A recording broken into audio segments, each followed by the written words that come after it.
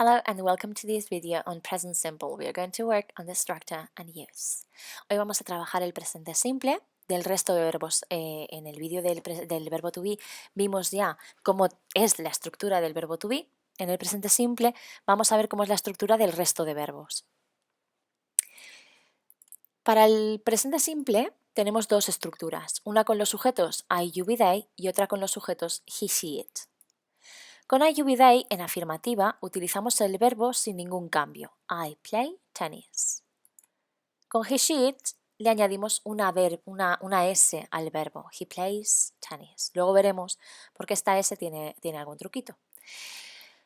¿Qué hacemos con la interrogativa? Bueno, pues ya vimos con el verbo to be que necesita un auxiliar. El not, no puede ir solo. Por lo tanto, en el presente simple utilizaremos el don't. En los verbos principales, los verbos que no son el verbo to be, no pueden coger la negativa, no pueden coger el not, no pueden acompañar al not. Así es que siempre vamos a necesitar un auxiliar. En este caso, don't. I don't play tennis.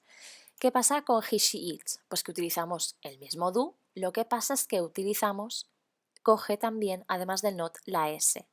Así es que utilizamos doesn't. Como veis, play pierde la S porque no hace falta repetir dos veces la característica de tercera persona del singular. En interrogativa, como ya sabéis, hay que invertir el sujeto y el verbo. Los verbos que no son el verbo to be no pueden moverse con tanta libertad. De manera que volvemos a utilizar el auxiliar. Do you play tennis? Y en el caso de he, she, it, utilizamos igual el does. Continúa el play perdiendo la S, ¿vale? Porque ya la tiene el does, no hace falta repetirla. ¿Cómo respondemos? Pues igual que vimos con el verbo to be, aquí respondemos con el auxiliar que pregunta. En el caso de I, you, be, they, yes, el sujeto que corresponda do, no, el sujeto que corresponda don't. Y en el caso de he, she, it, lo mismo pero con does y doesn't. Claro, cuando yo añado una S al verbo, pues pasan cosas, no se añade una S y ya está, no tendría ninguna gracia. Así es que vamos a ver los cambios que hay en spelling, que hay en ortografía cuando yo añado una S al verbo.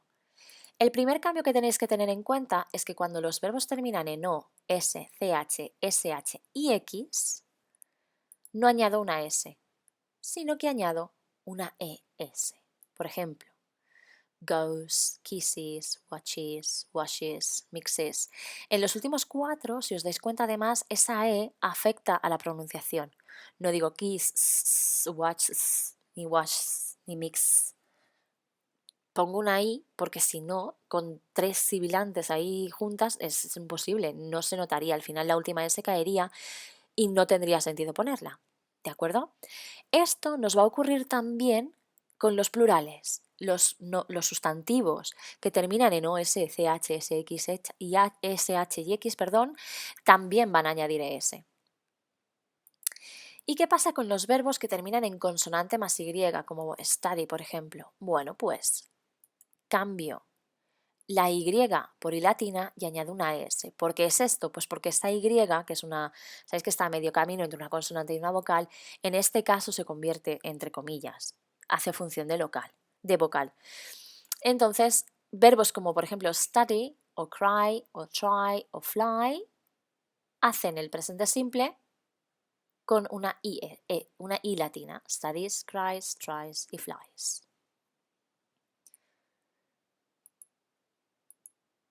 ¿Cómo se utiliza el presente simple? Bueno, pues lo utilizamos para hablar de rutinas y de hábitos, cosas que pasan con una determinada frecuencia. She goes to school on Mondays, por ejemplo. Muy importante en descripciones, definen estados, es decir, cosas que no cambian o que cambian muy a la larga. Por ejemplo, he is tall, he is blonde, she is happy, ¿de acuerdo?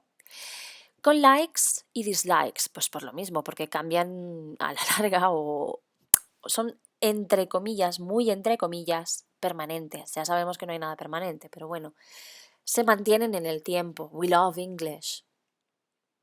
En este caso, por ejemplo, también entran los verbos estáticos que veremos mucho más adelante, así es que no os preocupéis ahora de momento por esto. Con likes y dislikes que van en present simple, yo creo que vamos de momento. Con timetables, con los horarios, I study maths on Mondays, es una frecuencia fija. Y con hechos, verdades, cosas que siempre son así. The sun rises in the east, eso pasa siempre, por tanto es en presente simple. Bueno, espero que sirva, ya sabéis que podéis ver el vídeo las veces que necesitéis. En clase trabajaremos las actividades de gramática, un poquito de writing para aclararlo todo y que se os dé genial. Thank you very much. Hope it helped. See you in class. Bye.